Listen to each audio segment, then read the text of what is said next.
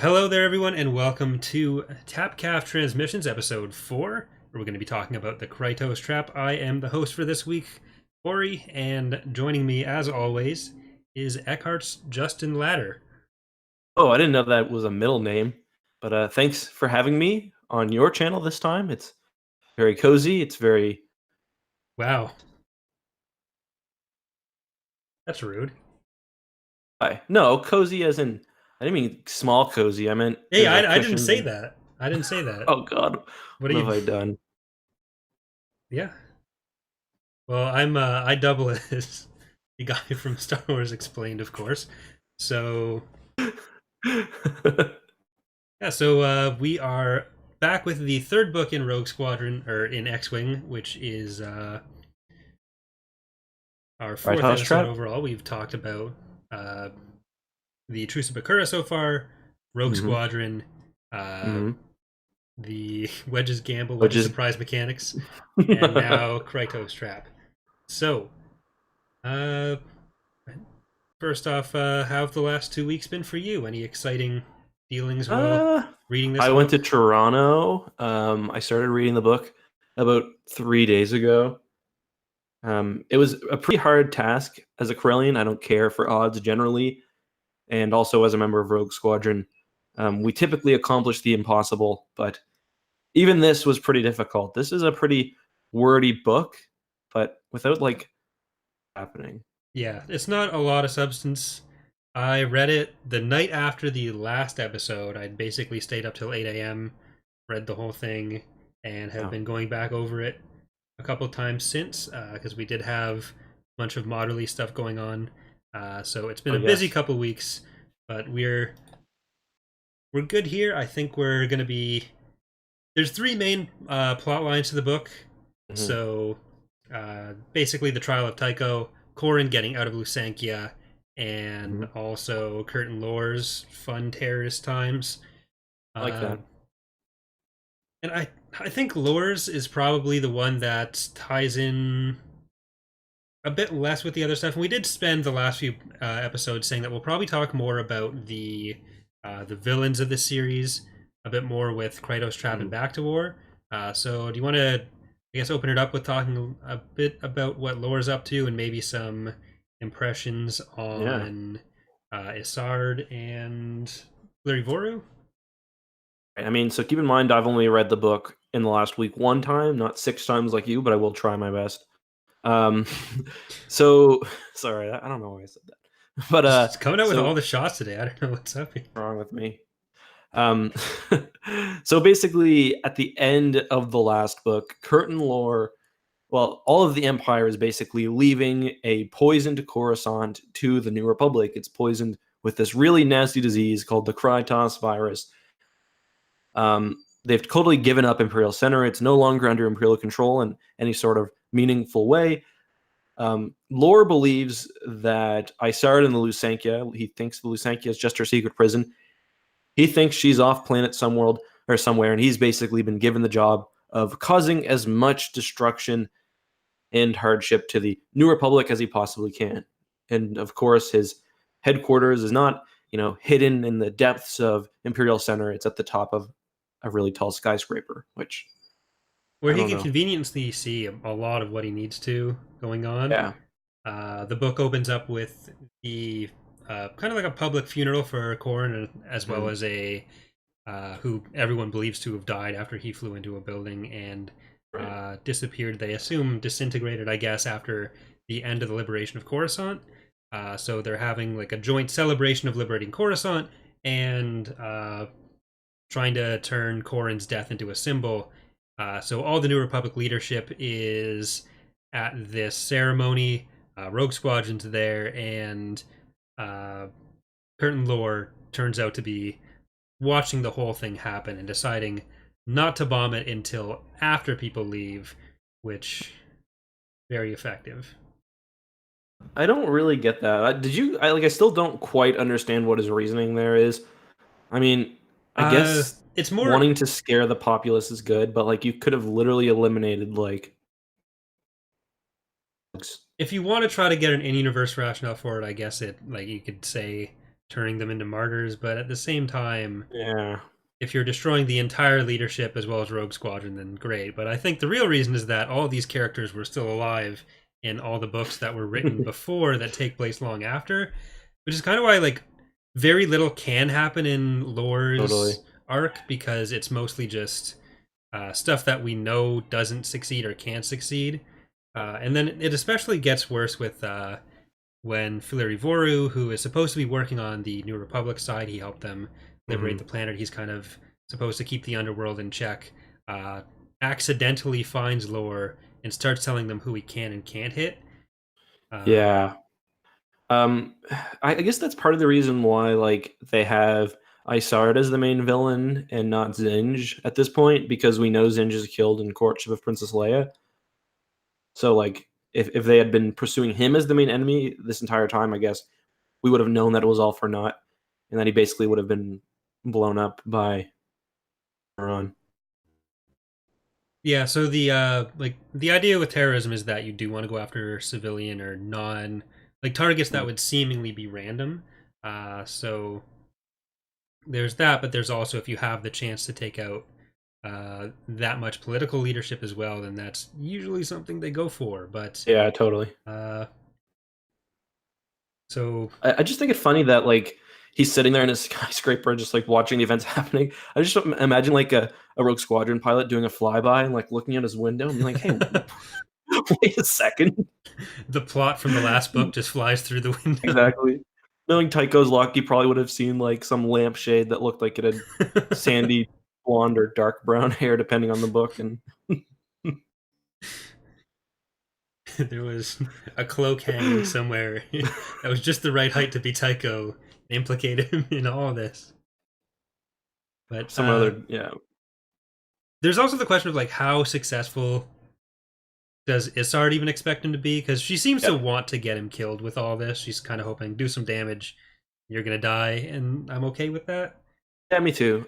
It is weird though, a little bit how like I kind of wish they spent less time with Lore worrying about like what Isard would do. I get that it's like she's kind of like at this point his puppet master and whatever, but almost half of like his monologues are just like him deciding whether he's going to be killed today or not. I guess that's part of the importance, but it just I don't find it very compelling, to be honest.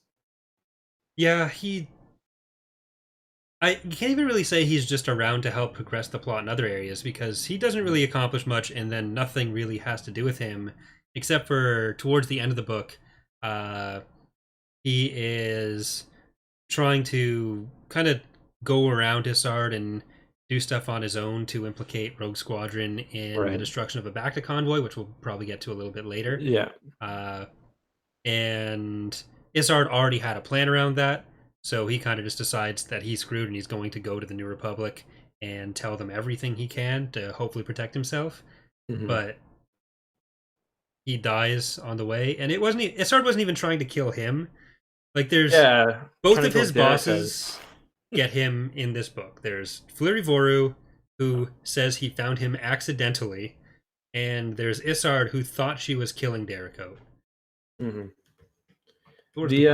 whole Derricote, like that whole assassination at the end is like so bad. Like I try not to be too negative, but like they're going into a courthouse. Can you not have better security? I mean, I understand the idea that like yes, he was like thought to be a non-combatant. Yeah. It's kind of ironic that all this suspicion about Tycho being a sleeper agent, no one had known where Derek was, which is so Wedge's friend Yellow Siri, who was helping them in the last book, and who's also in charge of the prosecution of Tycho in the trial in this book, which is supposed to be for Cornhorn's murder, trying to accuse him of being an Imperial sleeper agent, even though he's not acting like the other Lusankia sleeper agents in any way. Her husband had been captured by the Imperials and had disappeared, and he turned up fairly recently before the events of the book and starts living with Iella again and kind of takes an interest in Tycho's case, but he's been conditioned as this sleeper agent, and then at the end of the book he's the one that pops out and kills Kurt and Lore. But like all this suspicion around Tycho, you'd think there'd be at least some level of the same suspicion around Eric, and that he wouldn't be. Yeah, that's a good point. I didn't really even consider that. Also, I just want to mention, if you think the fact that having his crush's husband die twice would stop Wedge. Yeah, that was a fun scene. Like Wedge Going to pick her basically, up. yeah, He's like, take her out for a drink. He just went to the corner store and bought, some special stuff for the night. Gets there. It's her like emancipated husband. God damn it. shows up at their door with a pack of condoms and some flowers. You see, the real alpha move would have been just to shoot him on the spot and be like, I'm sorry, Sleeper he agent. turned the second I opened the door. I swear. Saw it in his eyes, didn't trust him. But they all handle it pretty reasonably. Where it's like, oh, if you were dead, you're right. If you were dead, Yeah. I'd be all over this right now. And plus, the husband basically goes like just short of saying, "Listen, it's Wedge Antilles. I get it." Yeah. The whole time though, I was picturing. Do you ever? I'm assuming you've watched Friends, right? Yeah. So, this is going to be lost on anyone who hasn't. But when Monica is dating Tom Selleck, Oh yeah. that's basically them and Chandler is what I was picturing the whole time. Reading like about skinny Tom Selleck. Yeah, Chandler is Wedge, Tom Selleck is Derek, and Monica is Ayala. That's basically what I'm picturing this entire book. I ate at the same restaurant as Tom Selleck once. That's like at the same time, or it was a restaurant. Yeah, at the same time. Yeah, I was in there. Damn. I was in there, and the waiter very rudely to Tom Selleck, he's like, "Guys, there's a celebrity in here." It's Eckhart Slatter. Yeah. Oh no, this was before my meteoric rise to fame, Oh, and when I could hardly leave the house. Sure. I hardly ever leave the house anyways. Yeah, true. Working from home is great. Yeah. But is there anything else to really talk about with the early parts of lore? Like he does make a lot of comparisons, or he tries to highlight the comparisons between himself and Tarkin especially. But there's the one part where he's trying to walk down the corridor talking to his new agents. He's picturing himself as a pale imitation of Darth Vader. Yeah. Yeah, he sees himself as a potential like heir to the throne. Yeah, he's everyone important in the Empire. Yeah. I mean, it's weird enough having Isard be so powerful, but he's like basically like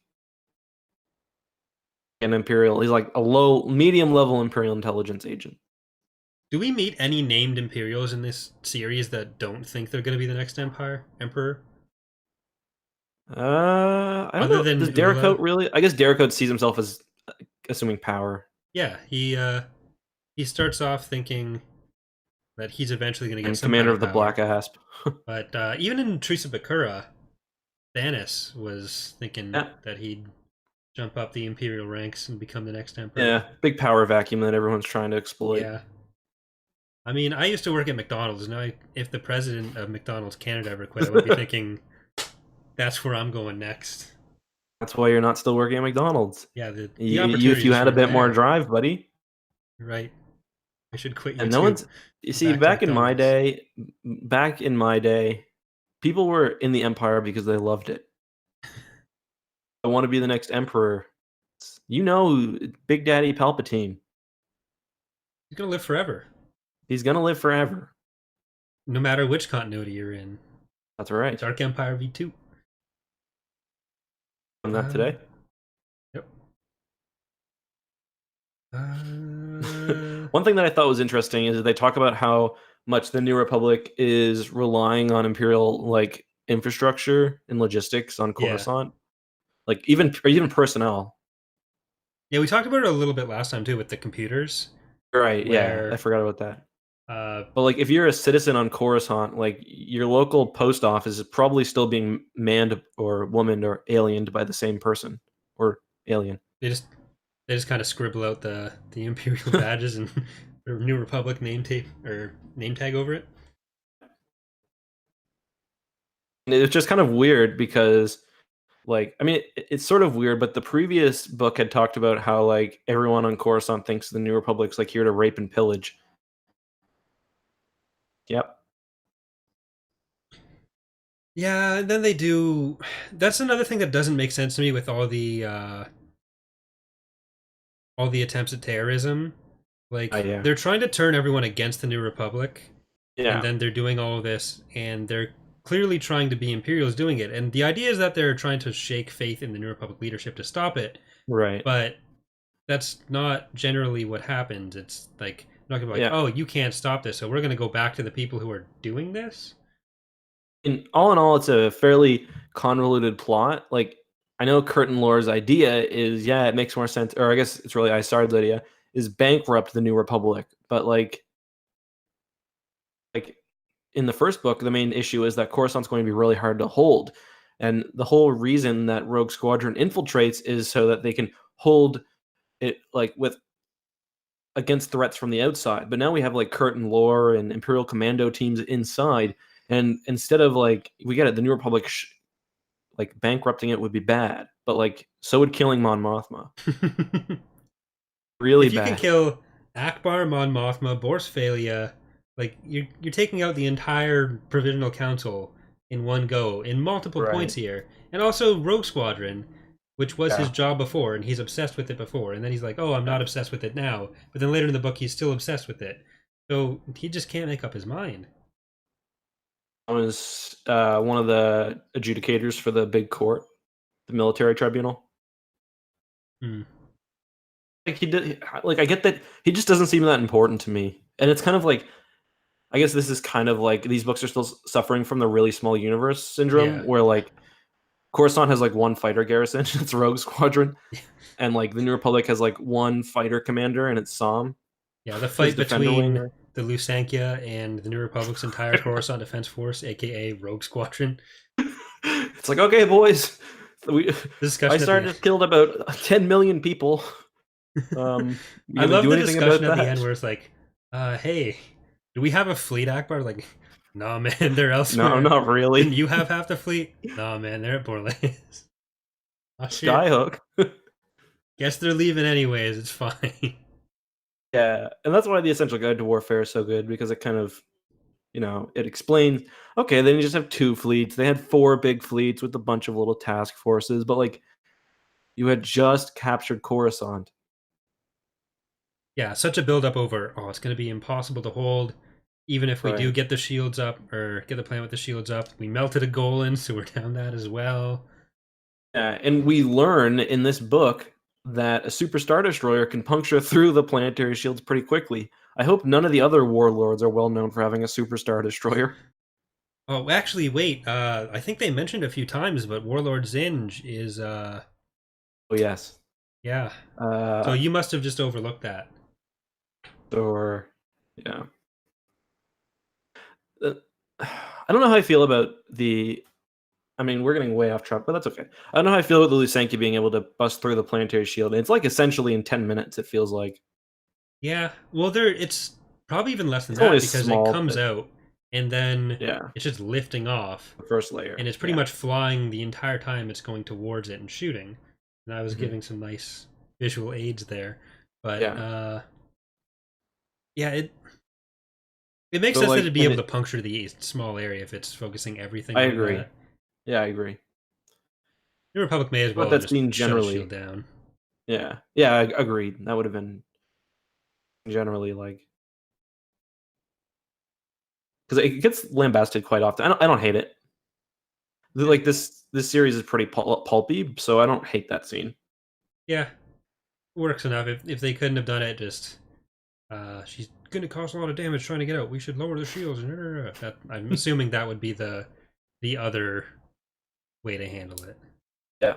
But I do like how that's basically the Last Jedi moment, because there's like two or three major plot points like coming to a head. We've got it busting through the shield, and then we have Korn breaking open the doors of the courtroom and being like, "Stop right there!" Yeah, and then I don't know. There's probably a third thing happening as well, but yeah, Lord getting shot around the same time, but that's slightly before, and yeah, because that yeah, third plot point is what ends a lot earlier or a bit earlier. yeah, yeah, totally. But so they talk a bit about, or it comes up a few times, how Isard's goal is not the resurrection of the Empire, just the destruction of the rebellion.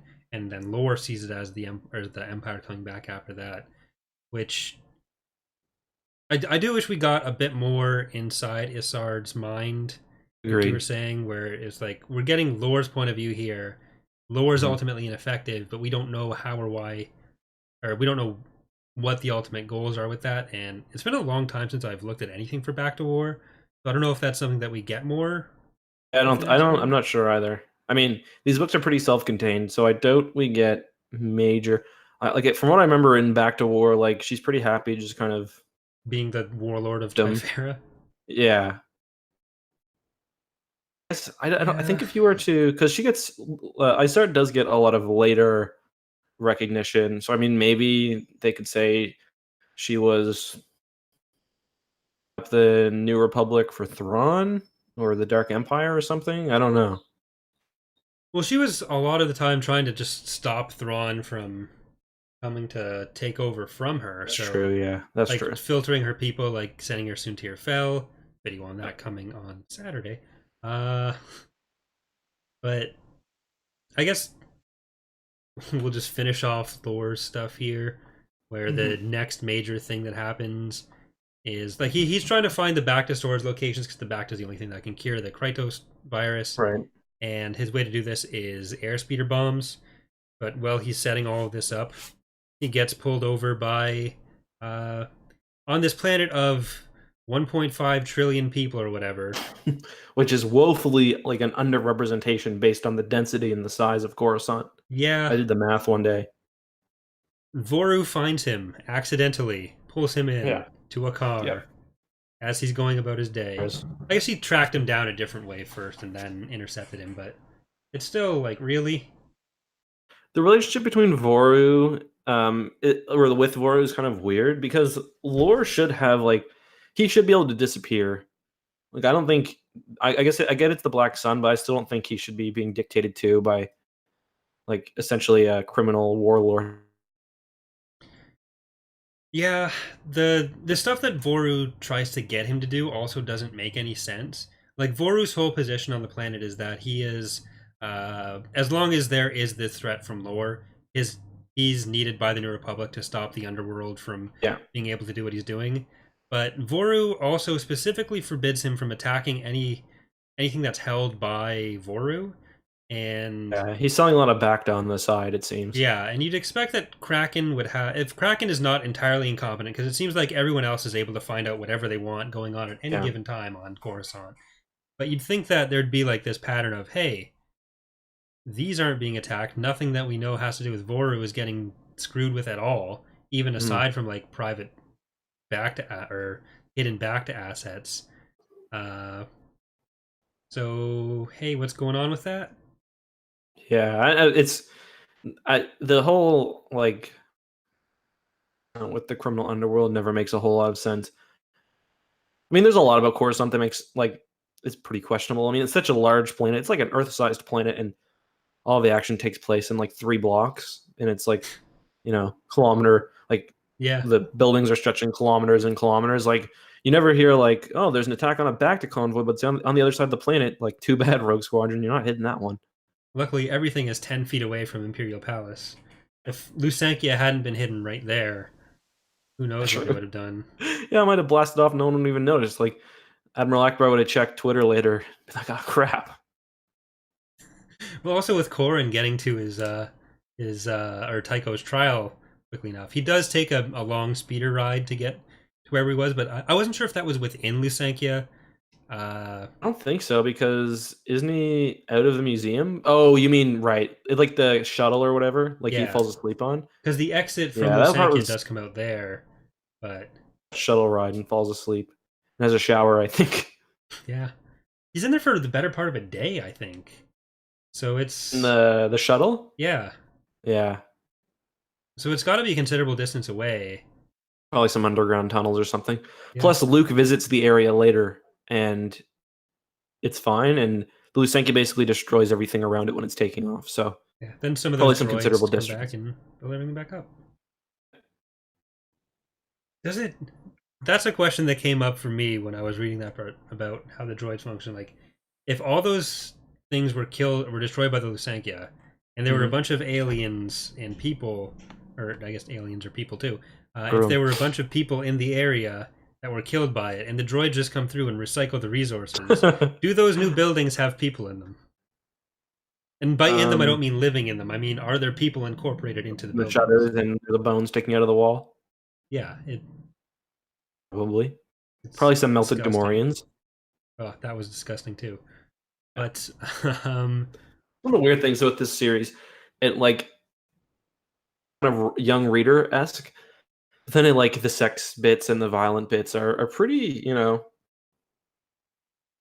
yeah, the melting Gamorrean is definitely up there in terms of how grotesque some of the, especially this era of Star Wars gets. Yeah, I don't think you get much. It is Gavin that sees that too, and he's like 17. He's like, have you ever played Gears of War?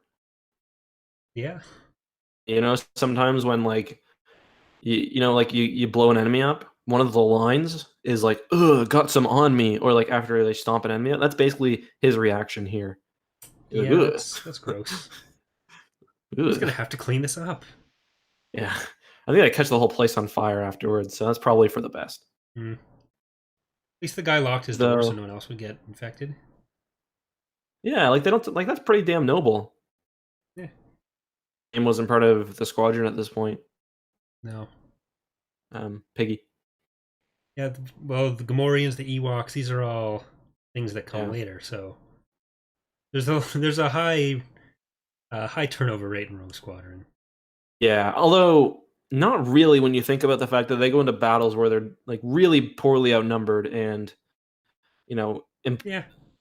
nothing's impossible for Rogue Squadron every time they come out with like no casualties. Like in this book, they don't even take, like a couple of times they get their shields buzzed a bit, but they don't really do much in this book that's combat oriented. They have we'll get to, there's like three missions they fly, but I guess which are all kind of pointless. Like it's just like back to. I guess we'll just wrap up the lore stuff and move on to, we can either go over Corran stuff next or Tycho's trial after lore stuff. Doesn't matter to me. Let's do Tycho's trial. All right, so I guess the last things with lore that like the biggest thing that that Voru tells him to do is, instead of trying to target Rogue Squadron, which he'd wanted to, Voru vetoes that, and Lord's like, you can't veto that, and Voru says, I just did. So no argument there. It was great. But instead, Voru tells him he should be blowing up a school, which is up there with melting Gamorrean, I think, in what happens. And we've talked a lot in the last two episodes about how on board with everything Lore actually is, and this is something that Voru and Lore kind of talk about, where Lore doesn't want to do it, and Voru's like, well, you're okay with the Krytos virus killing them, so is this just that you'll feel more responsible for it? Kind of does make me feel a bit, because when I read the previous two novels, I did think that, or I guess the last novel, I did feel like Lore does have an element of not wanting to do it. I don't think he puts it forward, and I think he probably lies to himself, but like there are several scenes where he's disgusted, and I think it's just kind of the whole idea that he's a pretty shitty Imperial at the end of the day. Yeah, he wants the glory, but he doesn't. Yeah, he doesn't have the. He's sort of okay with stuff happening. He just doesn't want to feel personally responsible for it. Right. Which is almost worse than it's totally worse. It. Like, I want to benefit from this, and I want credit for this. I just don't want to feel personally responsible for doing this. Exactly, yeah. He has like delusions of grandeur too, because he does get elevated by pretty significantly by Isard. But I think that she doesn't see his position as elevated, but he does, so it kind of gives him a bit of a big head. Yeah. And I think this kind of goes, the blowing up the school and everything kind of goes to what my biggest problem is with this subplot, is that he's supposed to be stirring up the population, again, like making them doubt the New Republic's ability to protect them, but that's kind of also what the Krytos virus is supposed to be doing, and is doing a much better job. Like, we never hear about anyone actually caring about what Lore is doing. Yeah, that is a big problem. So it's main just characters reporting about it like the next day. Like, well, Lord blew or the Empire blew up a school the other day. cue Zuko gif from Avatar. Yeah. That's rough, buddy, Yeah. and move on. Yeah, exactly. It feels like the whole book could have just gone on without that, and literally nothing would change. Mhm. You could focus a lot more on the actual effects of the Krytos virus, which you really only get in that scene Mhm.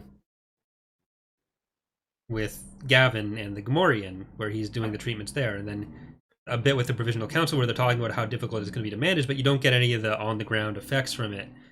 Just And kind of that would weird be so because much the better. last book, yeah, like the last book does such a good job of like showing Coruscant like from a personal level when they're undercover, and this book is like it doesn't. And you're right because the at least to me the back to stuff isn't very compelling because they don't do a good job of setting up like I guess they set up the stakes, but they don't do a good job of like keeping tally. Like we really need this, or like we're gonna lose 1 million people. It's just like okay, we've done this. Sometimes the Bacta gets destroyed afterwards. Sometimes it doesn't. Yeah, You know like what I it mean? is also set up as a way for lore to destroy some Bacta stores or other people are selling it, but the selling it turns into a bigger problem. Like Voru selling it is the bigger problem uh, than lore destroying it, because we never really follow through on hearing about which of lore's plans are actually successful to do it. Right. But Yeah. uh, You got a good point. And that you are aware of it. You're right. That there's a little too much going on. Same as in the last book, in my opinion. so there's too much going on with none of it actually, with nothing going on. Right. Is Yeah. what a point. Anything else you want to talk about with Lore's subplot here? Because No, I've but it said does about, take time away from squadron bonding and stuff, which I think is a fun part of the other two novels, yeah. especially the first one. Yeah, there's a lot less character development outside of. We get a little bit more Wedge in this book. That we do. And obviously Tycho. Tycho's the real star of this book. But Corin's do you think away we for the do whole get more of time. Tycho in the end? Yeah, Yeah. even in the last few books, it's more people talking about Tycho, and we see one or two scenes with him. In this book, there's a lot more from his perspective, and if people are talking about him, he's at least there for it, so we see his reactions to stuff. Hmm. And kind of the same with Wedge, where in the last two books, they're kind of these, even with the suspicion around Tycho, they're portrayed as like these untouchable, above it all characters, because that's Hmm. just, it's about forming Rogue Squadron, and then there's a little bit more of them in uh, Wedge's Gamble, but they're still supposed to be like these legends, and in this one, it's more they're not legends; they're just these people, and it's more from Hmm. their perspective. Yep, that makes sense to me. But I guess Shall we that move on to a brings discussion us, of? yeah, Do we want to do Psych Tycho now? yeah. I guess we can start off with a little bit about the council and some of what they're doing about Right. the Krytos virus throughout the books too, because we get some of the early scenes with Wedge uh, are at the Provisional Council or with the Provisional Council after the funeral for Corin, trying to Yeah. convince the council to stop the trial for Tycho. Yeah. And Wedge is being really unfair because there's clearly a tribal issue. Whether he's guilty or not, like you can decide that in court. But he's like, he doesn't deserve this, but like guilty, but there's clearly he might be.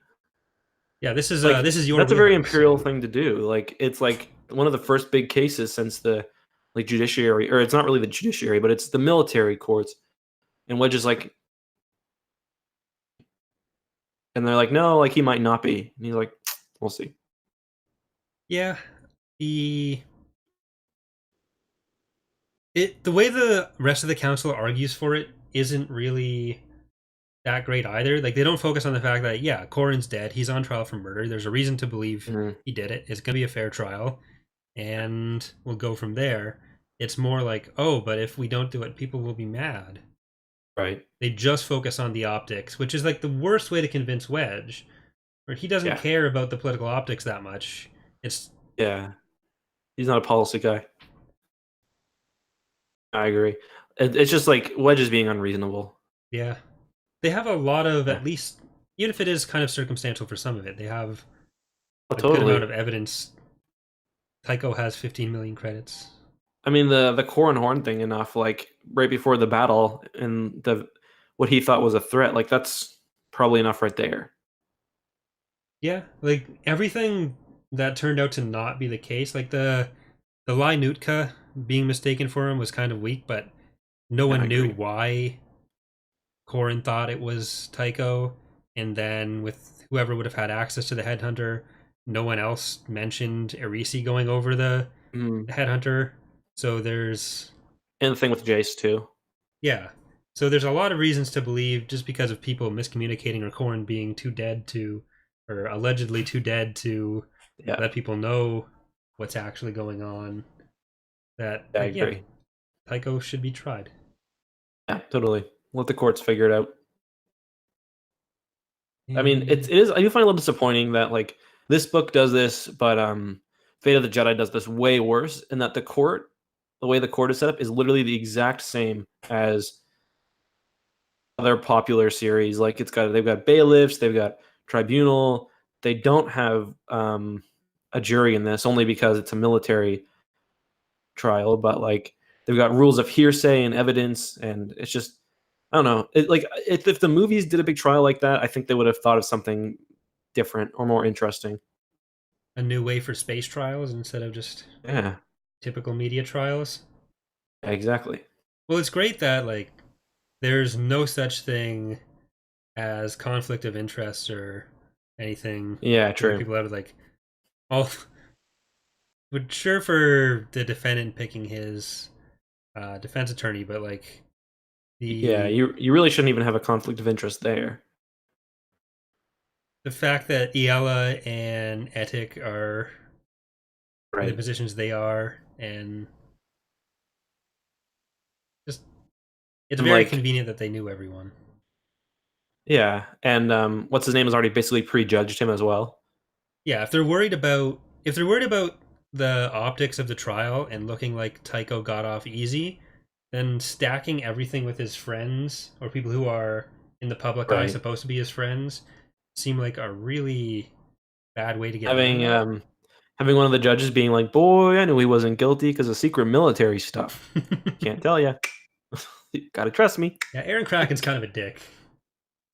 Like, you can't even sneak into his room and be like, "Boy, don't worry, I got you." Well, he Tycho kind of has to believe it's real, or else I don't think Tycho's a great actor. I'm not sure if No, that's, I think you're probably right. but just the psychological trauma he'd be under. Like, what if Tycho killed himself in Exactly, which custody? would have Because been reasonable. That's what what's her name did in Fate of the Jedi. What's her name? Mon Cala Admiral.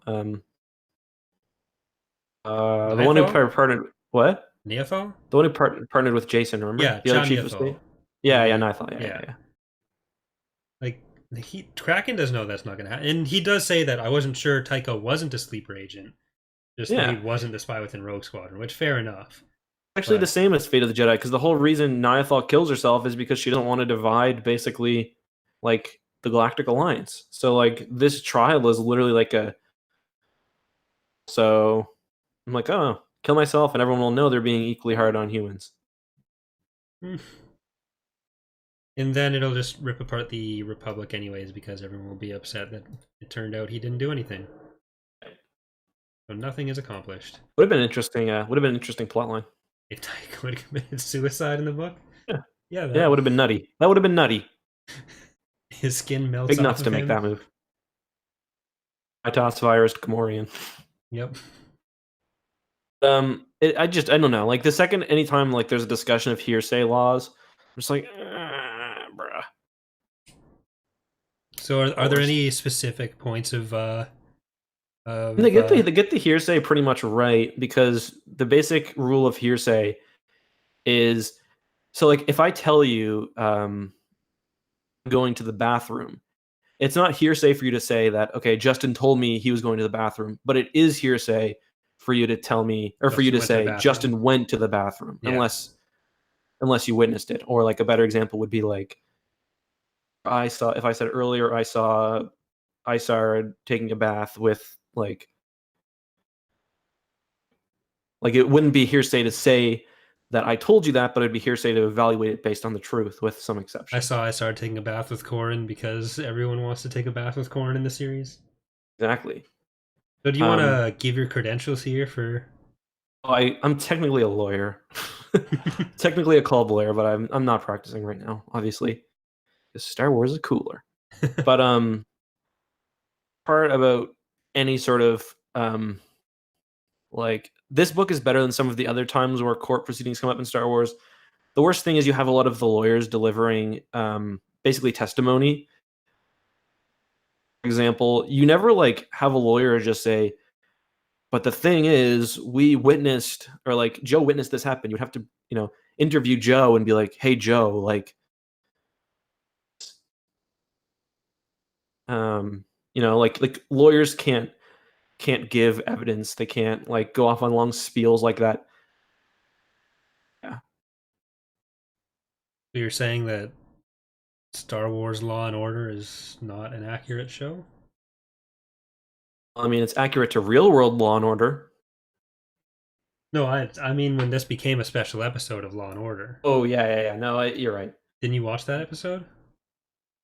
I didn't care for it. In law school, didn't you just wasn't all the homework just to watch Law and Order? No, we did in the very first day of law school. We watched the episode of the Trailer Park Boys where Ricky goes to court. Damn, that's even worse.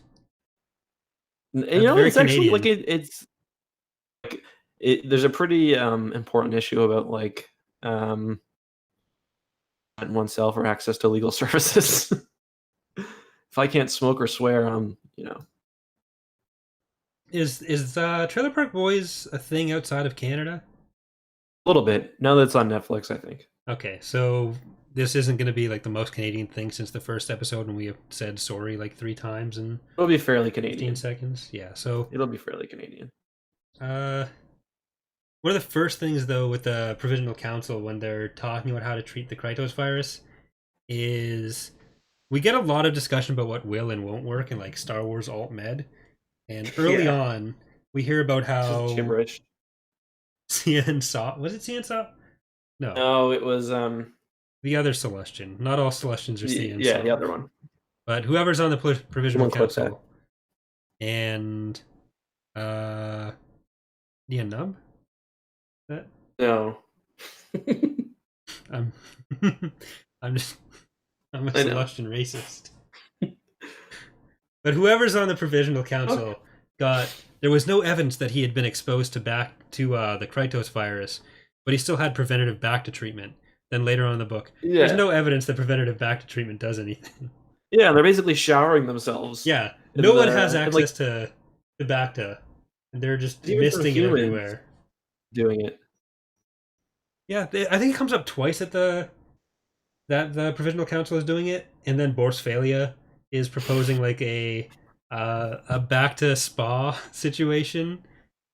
And well, they actually kind of run a bit of a Bacta spa, don't they? Don't they have it like misting at one point? Yeah, they're doing that for themselves, but then when Bors tries to bring it as a thing to do for everyone else, it's like, there's no evidence that'll work. Meanwhile... Yeah. Bors gets... he's such a dick in this book. He is deservedly pointed out to be a dick, but everyone else is also just being a... Yeah. Like, really highlighting the class struggles in Star Wars. Yeah. It's like, well, I guess all these aliens are dying and turning into goo. Way she goes, boys. They should have Mon Mothma giving all of her speeches from a Bacta tank. Just make the optics as bad as possible. Like a tank, like a shower with like extreme runoff. There's just all these aliens trying to run up to her feet and like slurp the Bacta off the ground. God damn, Mothma, turn the Bacta off when you're not brushing your teeth.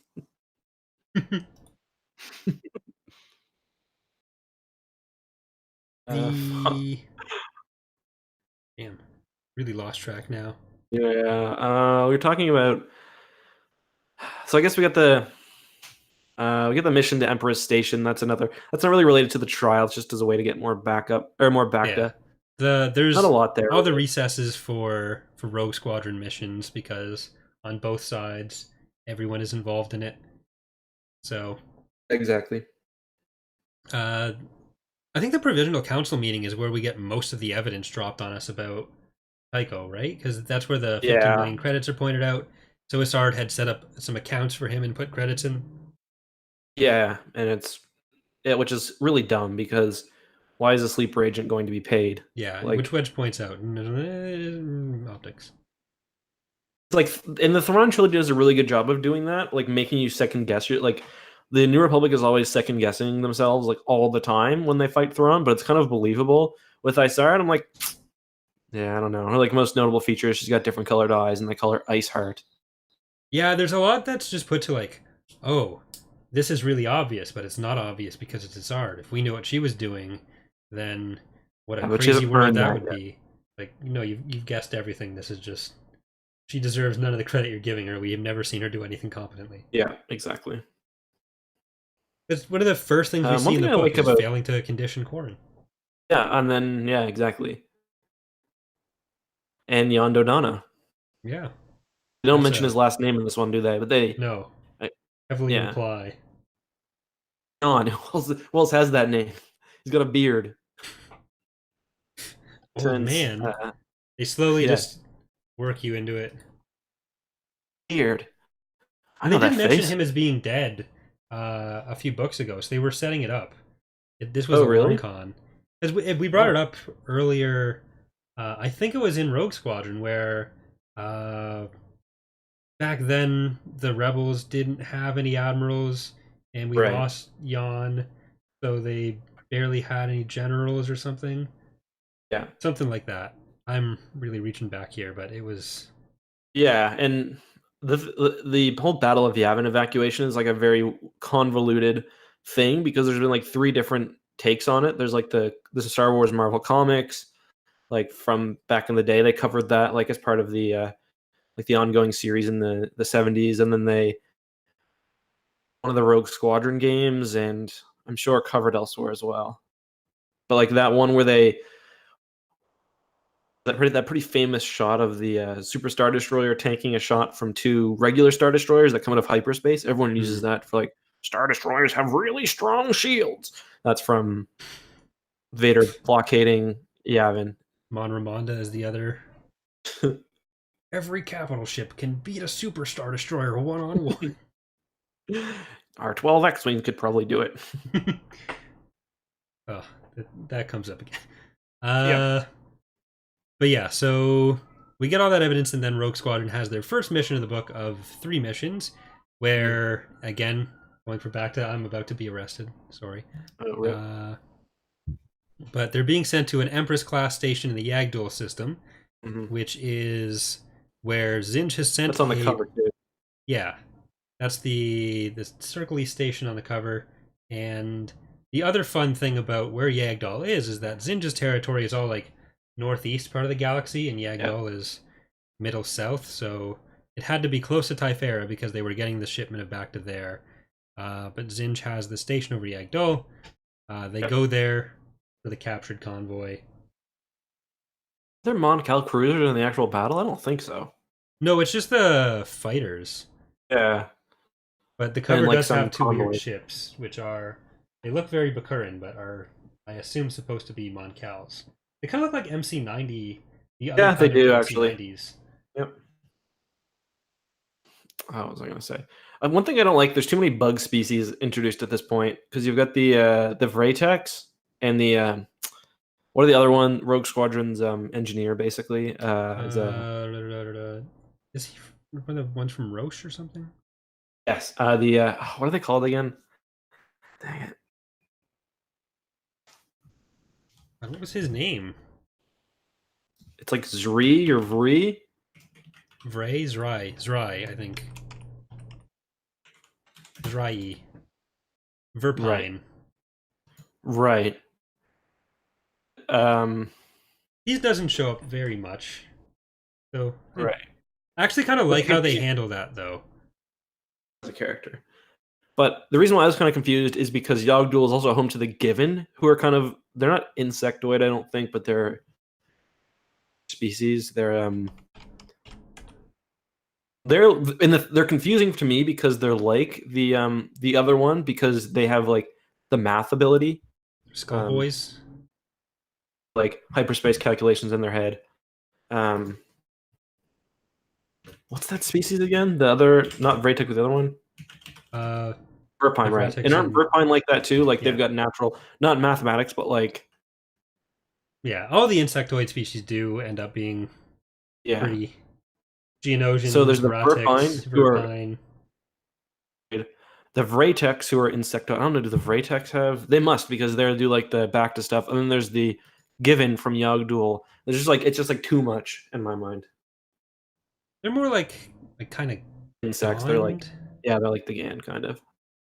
But the thing I do like about how they handle the insects are when this is after they come back from this mission, but when Mirax shows Wedge to the Verpine who want to help the New Republic I like that too. as a way to get in.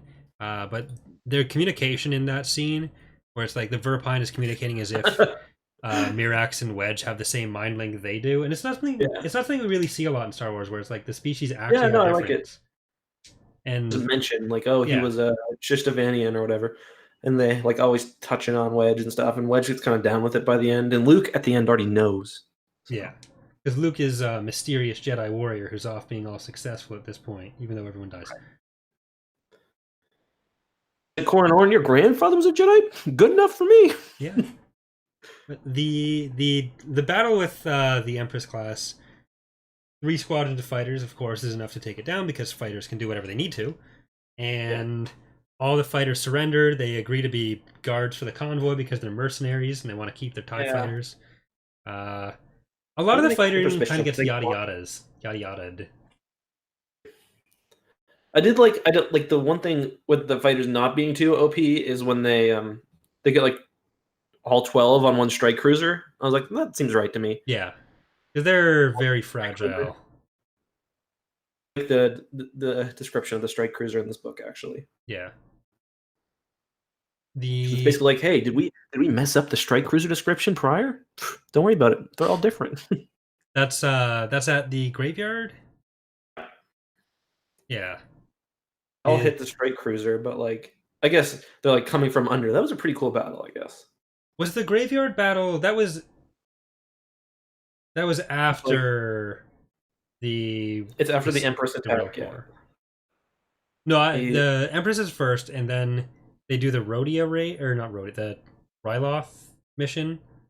Yeah, and then they do the graveyard Alderaan mission. Yeah, I like that one because it was kind of unique for Rogue Squadron to be coming in like mid-battle, and they described it as coming from beneath, and they basically just like space is 3-dimensional.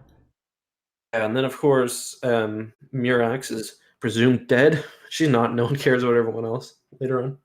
Yeah, I guess right after they get back from the Empress thing, that's around when we get some of the stuff that Wedge is interested in in Iella. Derek is there. We already covered a lot of that. But then Mirax calls Wedge over when Wedge is trying to bring Derek and Iella out on a threesome date for lunch, and that's when we meet the Vratics. So they, like we were saying, want to give the New Republic. They want to work on a cure for the Krytos virus, and use that if Wedge in return will argue for them to join the New Republic. But there's the issue that the Vratics, or Krillern, who's the specific Vratics, is part of the Asheran rebels, who the Bacta conglomerates hate. So Arisi wouldn't be happy with this. Yeah, and it's kind of an issue that like we see a lot more of in the next book. I honestly find it a bit tiring, but like it's just frustrating that like the New Republic becomes a quasi-enemy so early on. It's like, yeah, we can't do this thing that is clearly moral. Like they're not like overthrowing a democratically elected people. They're like overthrowing, or they want to overthrow once she runs to Typhera. They want to overthrow her because, you know, she came with a super star destroyer. How much free will is there really? Yeah, this Imperial person comes and installs himself as the overlord of this planet, where the native species clearly wants nothing to do with her and is rebelling, but we can't do anything because the one faction of humans supports her. That Yeah, and they're like, well, this will cause hundreds of systems to leave. Not really. Like, if you don't want the New Republic to seem like dickless, pardon my French, like the given. yeah, isn't the whole point that they're all afraid that the Imperials are trying to make it look like the Republic has no ability to protect people, and now they're like, oh, we can't Exactly. do that. Yeah. But so yeah, the second mission, which I guess we'll just skip to there, is that they if they synthesize Bacta and Rilkor, they can make a Rilka Mhm. cure, or a cure they call Rilka, which I guess is Bacta and Ril together. Is that where that? Somehow a lot easier to make and produce. Yeah, but the name Rilka, is that Yeah. Is that portmanteau? right? Was that just named because it was a combination of the two, or was that something else already? I assume. I'm not sure. Yeah. Well, either way, they need to go to What do they call the Ryloth. really high quality rill again? Rilkor, So because it's hardcore. there's precedent for it, I guess. Yeah. So they're going to go to Ryloth because that's where that's apparently going to be, which is convenient because it's Noir Ven who's acting as Tycho's lawyer. That's where he's from. And then one of the weirdest series of events in the series happens, where they get to Ryloth, and then there's this whole show of these merchants trying to go off to Wedge, and there's troopers involved and everything. And then a warrior interrupts and is like, "Oh, we gotta treat him to the real warrior show." And then Wedge points the Wedge right thinks he's gonna have a direction. duel to the death, and he's pretty ready too. Yeah, Another rogue. and then it just I hope they don't nothing make me fight happens. another rogue. It would be a shame to Speaking have of, to kill Noara. yeah, seriously. One thing I do like though, this is kind of related, I guess tangentially.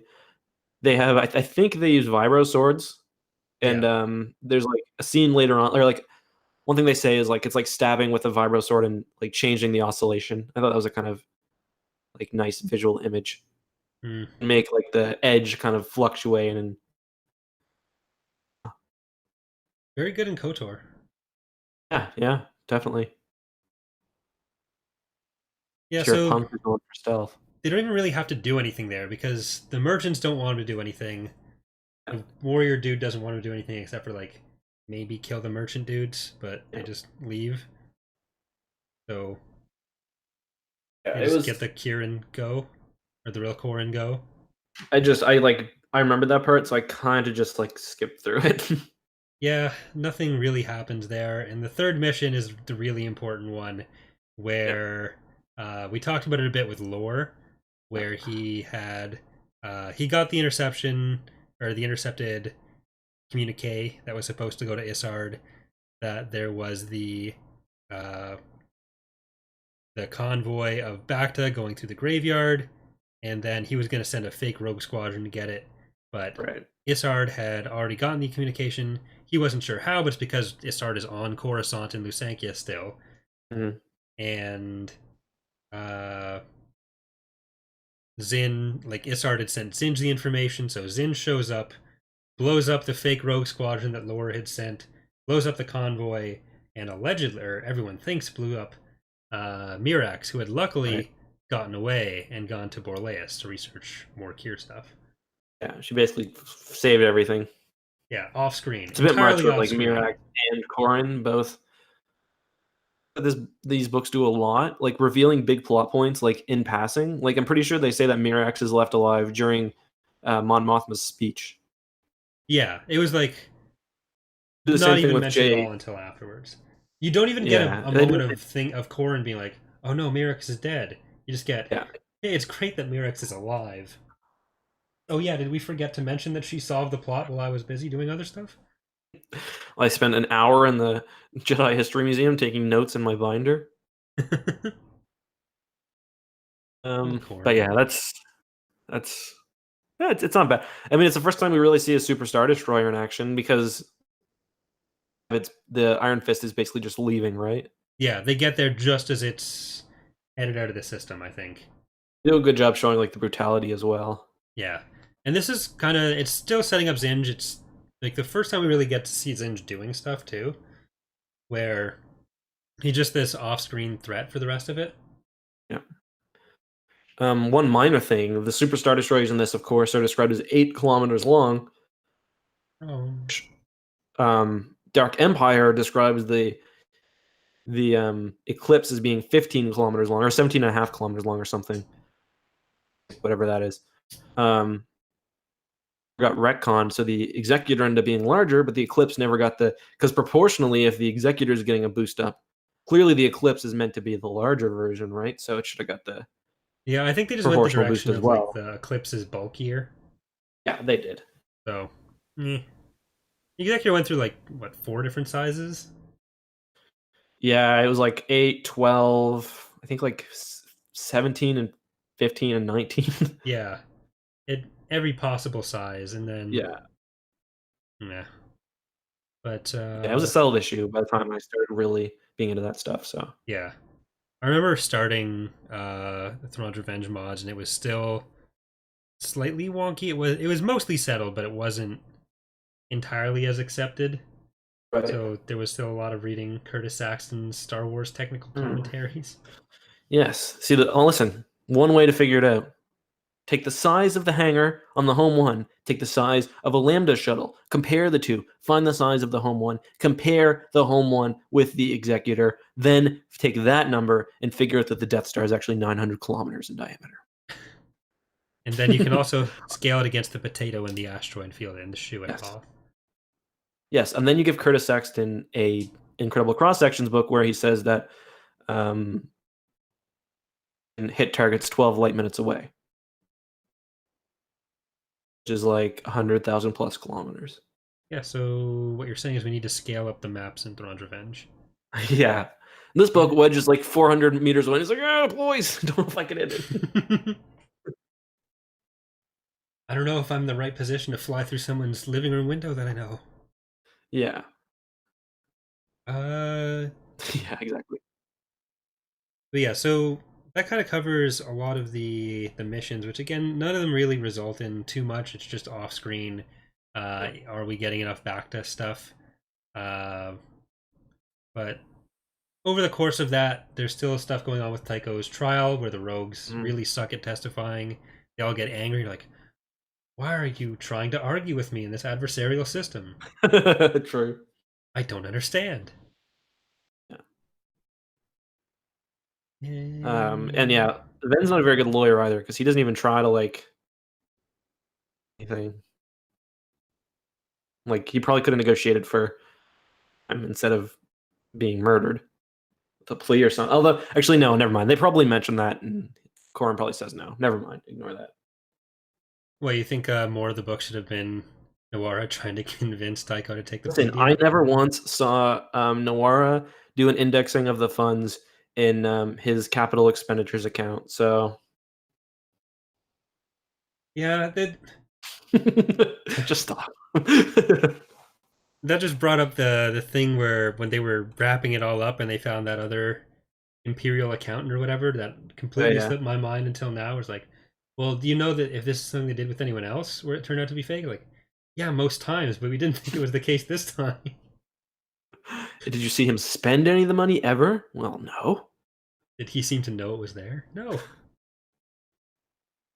Is there a reason why he got 15 million credits when he was kind of a bum? Even in your system? No. It was a great way to set them up for what they're going to be doing next book, but yeah, true. Okay, I want to take a little not recess, but I want to take a second to note 2 of my favorite words. One from the previous book that I forgot to mention, and that is Admiral Akbar says the word scuttlebutt. Mm-hmm.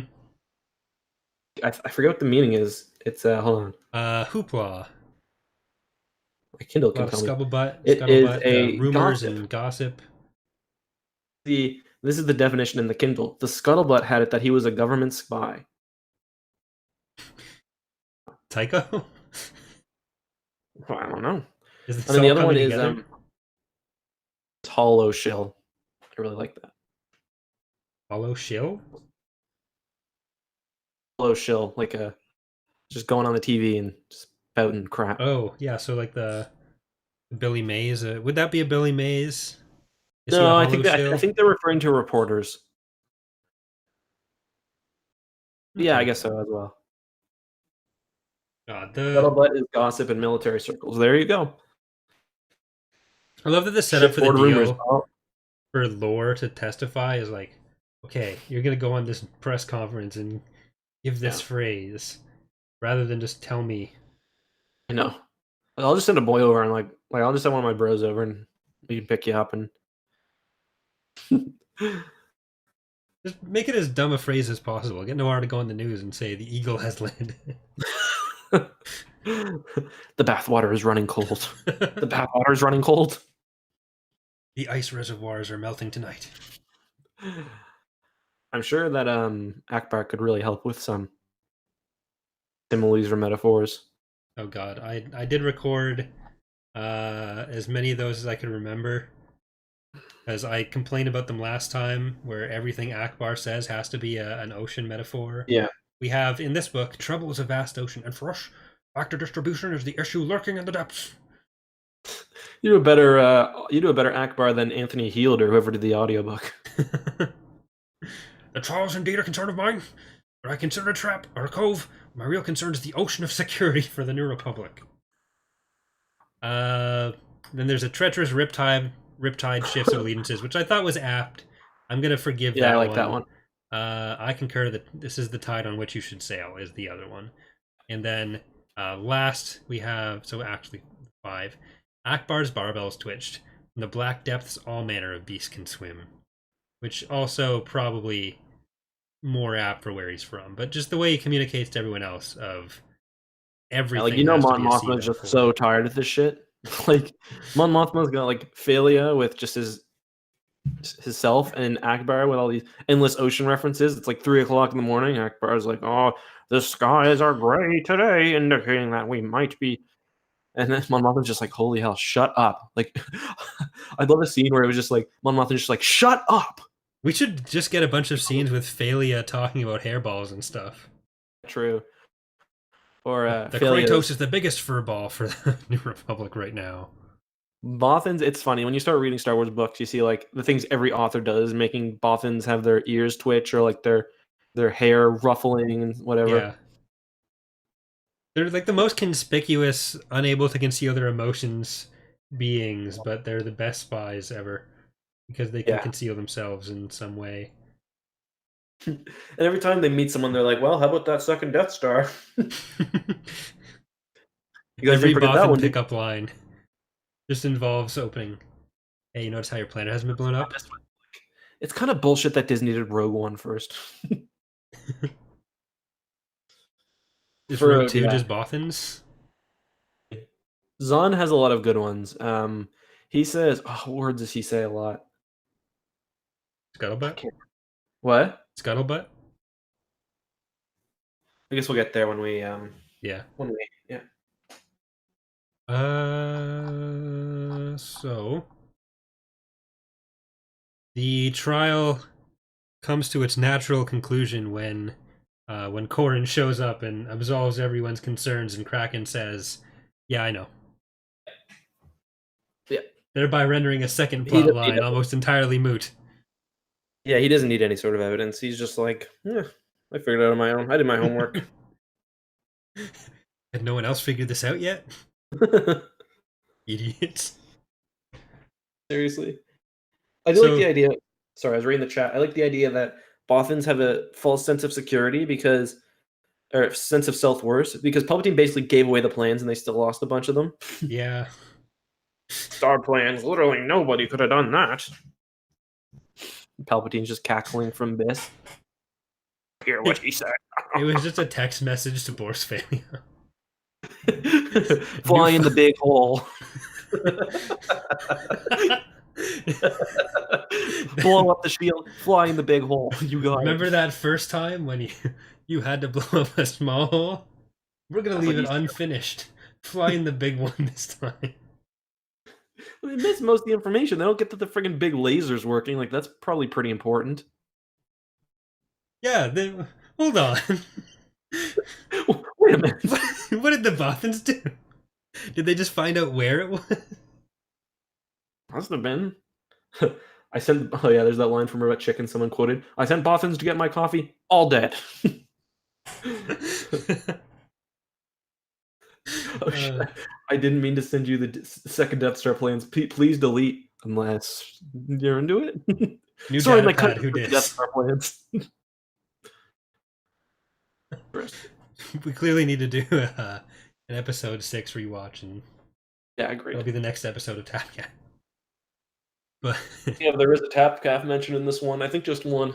yeah, I think like page 31. I messaged you as soon as I found it. Sure. Discord, apparently. I mean, yeah, but yeah, the aerial poof conspiracy. Oh. What was the other thing? There was some. But yeah, so the nothing lore does matters. None of the testimony or anything in the trial matters. Yep. The big reveal is supposed to be that Arisi is the actual Imperial agent, because they find out that Tycho's. I said, but guess what? I read the books before, so kind of a crappy. Oh, yeah, but I mean, like that's supposed to be the major point of the book, and then it just sort of happens. Yeah, where... I do like the way it happens, though. She's like, thinks she's being all sneaky, and Wedge is like, I don't think so. Like, but because there's so much focus on this other stuff that doesn't end up mattering, you don't get as much of the Rogue Squadron camaraderie. So the fact that one of them turned out to be the spy, which they do point out before, like, oh, there's the spy within Rogue Squadron, which you're kind of supposed to think is Tycho, but someone did say that Lord does get Eola's husband killed, so that's a good point. But we discussed at the start how that should have been entirely impossible and obvious that he maybe shouldn't be allowed around people. Also, Flurry Voru's, or not Flurry Voru, Derricote's really fat, so yeah, big lad. So, but is there? I guess we should go on to Corrin's Lusankia escapades, and then that'll bring us back to the end. We can tie everything up nicely and nice little bow. So, anything stick out to you about Corrin's training? It's crazy that he finds his grandfather's lightsaber in his medallion and shit. Like, that's what I mean. Hey, that's the Force. Nija Halcyon was important enough to be in that museum. Back when we didn't really know how many Jedi. It seems like he died like late Clone Wars, and was probably, family was probably ripe for purge pretty quickly. But this book does kind of mess up the Clone Wars timeline a bit, because it makes it seem like it was about 40 years, which is kind of what everyone thought at this point. Yeah, well, they make the Clone Wars seem long, and because there was the stuff in the last book about how the Jedi were purged afterwards. Yeah. So this museum would have had to be established very quickly and then ruined very quickly. Yeah. So what the exact definitely thing there is, who knows? Also, it doesn't seem that hard to break out of Lusankia. No, you just have to figure out that down is up. And you're someone should have got that one before. Yeah. No one's laid on the floor before and heard boots on the other side. Yeah, like Derricote was basically out. Yeah. So isn't he another case? There's no preamble of him being sent to prison, is there? Isn't he just there? He just turns out to be there. The big reveal is that Derricote is there, Yandodana is there. I think the idea probably is that they didn't want the New Republic to be able to catch Derricote, because they could have made him a big symbol and executed him and stuff. Yeah. With the virus not being good enough. Yeah, it seems like in the middle of the project, trying to use the virus, he would have been nice to have around in some kind of way, but... Meh. But the Corrin stuff, I think we first see him like 6 chapters in the book, because we're all still supposed to believe he's dead. And he's in training missions shooting down uglies, and then he's supposed to kill Rogue Squadron. But we get like 2 cases where he refuses to do it, and where he starts to like piece things together that he's not where he should be. But he still hates Tycho, and it's like his hatred of Tycho that pulls him out, where he had the thought of like 2 ties, single Tycho. I do like that part. I mean, I like the hallway too, where they switch gravity. Yeah, the There's Trandoshans like everywhere to remind him of his dad too, because Bosk Oh killed his yes, of dad. course. Because it And had got to to be go first. Bosk. Of course, it was Bosk. Yeah, there's like 10 bounty hunters in the galaxy, and it's really just Boba Fett and some scrubs. I think Boba Fett also gets his first maybe chronological mention here from our books. Because lore says he wants to hire Boba. He could Put get a Boba plan Fett just on hire Boba retainer. Fett. Yeah. I wonder what Boba Fett's charge for that would be, just to be Yeah, I don't hanging know. around killing everyone for you. Yeah. Well, it'll probably take some time to kill all the people. Like, it's gonna take a few days. But the training missions don't go well. The second time, Corrin just rips the helmet off and tells Asard to basically go fuck herself. Watches Bosk shoot his dad, and then he's I forgot tossed about in that. Gen Pop. We get the worst season of Prison Break. The best season of Prison Break. Yeah, it's not bad. I like it. I like the part where he finds the tablet that's just been turned off, not put on lock. Yeah. Always turn your devices off, people. Don't just leave it on sleep if it's got sensitive information. He seems really, really disgusted by going in those cabinets too. Just didn't seem that bad to me. Well, hiding in filing cabinets is a classic move. One thing I see you put down is maybe this was one of his first uses of the Force with some sort of mind trick. Yeah, so when he's hiding in the thing and he's trying he's trying to project the thought that, oh, no one would hide in here. You don't have to look, you don't have to look, and it almost works. And then they're like, the troopers are arguing amongst themselves. Because after a while, Warren does get out. He goes and Dericote comes with him. Yeah. He finds out that they're on Lusankia. They're upside down. The gravity is doing it. They're on a ship. And drags Dericote's corpse throughout the entire thing. Yeah, that was weird. Where Dericote follows Corrin out, and like almost immediately, he notices him. Dericote tries to attack him, but then Yondo Donna followed Dericote. They kill Dericote, and then Corrin's got to dispose of the body. So he's like running around with this, dragging the dead overweight man behind him until he finds a trash compactor. Yeah. Which, you'd think there'd be more access to garbage chutes. You would. Based on, Death Star 1. Yeah, so Garbage mashers. Another prequel or another OT callback, which you're so fond of. Yes, very fond of. Why do garbage cans have to show up in other media? Yeah, I don't think that's realistic. That takes away from the world building. Star Wars shouldn't have garbage. I don't watch Star Wars for garbage. Yeah. Is there anything else major you want to cover? This is a pretty insubstantial story. I guess Corrin just gets out. There was that early use of mind trick there that I think is worth bringing up, but then he finds out Tycho is not a sleeper agent by using the data pad. And that's, I guess, what tips him off to Orisi, but got to keep that secret until the actual reveal. Anything else you want to? I like at the end where it's one of many occasions where Wedge seems to be really interested into Luke, like relationship. I don't know. It's like something you see a lot. He's always touching him and like, I don't know. Isn't this a thing we should do, Luke? Well, Wedge, do or do not. You blew up the Death Star. It's basically the same thing. It's funny if you imagine the act. I wasn't sure with Luke at the end there because they're talking to Borsk, and after Corrin's revealed himself, explained that Tycho wasn't a sleeper agent because he saw it on the data pad. Everyone's happy. Tycho gets off. Gavin and Asir have gotten off a few times earlier, and the rogues all want to go after Typhera and take out Isar, but Borsk is saying no, you guys have got to go to Iron Fist, and then they all resign. It's a fair call. So that's when we get the fun Wedge and Luke interactions.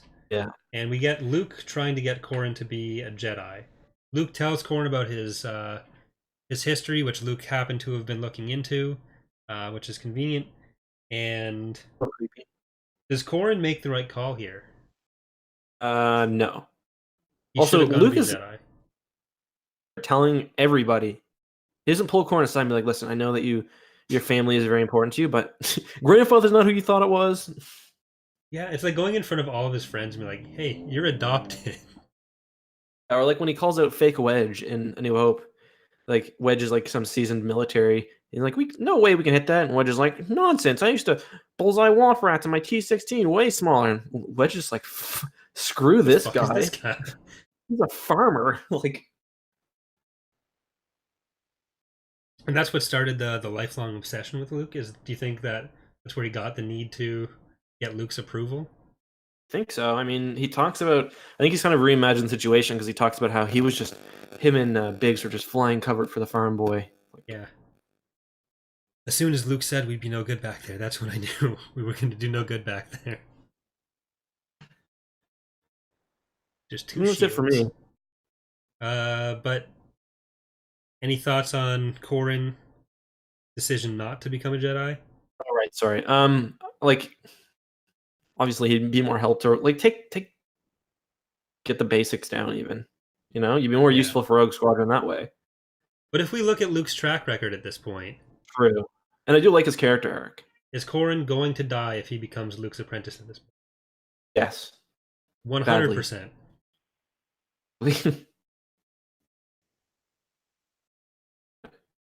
We've got Dev. Has he killed anyone else that we know of up to this point? I don't think so. I think it's mostly just Dev. But we always hear about how he's like researching the Jedi off screen and looking for people. How many corpses are strewn in Luke's wake of people who didn't survive their first day of Jedi training? It's too like he's not good. He couldn't even keep Mara like going to class and no. Not even Kyle. True. Kyle left, Corran left. Mara didn't really want to do. Kyle was so pissed off he didn't even show up in the new Jedi Order at all. He was that angry. Should have be so angry 10 years later. Out on a 19-book arc plus short stories, comics. Jaden shows up later. Yeah, true. Oh, don't worry. Kyle gets his grand reintroduction in the Swarm War. Yeah. Well, there were a lot of Vong in the galaxy. Kyle could have been off leading his own. I think there actually is a short story that covers that. Kyle and Jan. Corran's arc in the Vong War is going to be a fun one too. Oh yeah, Corran and Kip are both pretty fun in that. Okay, so I guess the last thing is just we find out that Mirax wasn't dead, which we've talked about. She was actually on Borleas helping with the cure. But we've basically just been set up for what happens next book. Any final thoughts on the plot here before we? No, it's definitely. No, it's okay. It was kind of a slog for me to read through this one. I've fallen asleep a few times almost. So I guess that brings us right into the rankings. Where I put this one above Truce to Bakura, but below the other two. I think. Pretty below Truce to Bakura, actually. I think that's where I'd put it. So probably my least favorite. Yeah. So I think that puts us both with Rogue Squadron, then Truce to Bakura. Or no, Rogue Squadron, then Wedge's Gamble, then Truce to Bakura. Yep. Then Krytos Trap. We've agreed on them all so far, I think. Yeah. So I guess the last thing's there. If there's any questions from the chat. I'm running a bit of a fever. Do you mind if I head out early? And I'm feeling a little ill. I think I'm gonna yuck here in a second. How about if anyone has any questions for this one, just email it to the email address in the description. We got it wrong last time, I think. Tapcaf Transmissions @gmail.com. I'll make sure to edit it into the description afterwards, and we'll deal with that in 2 weeks and give Eckhart a chance to recover here. All right, see you later, guys. Thanks for tuning in. As always, may the force be with you, and don't forget, if you enjoy the audio version, you can check out the links in the description. Listen to it on Spotify, iTunes, or Podbean. All right, bye everyone.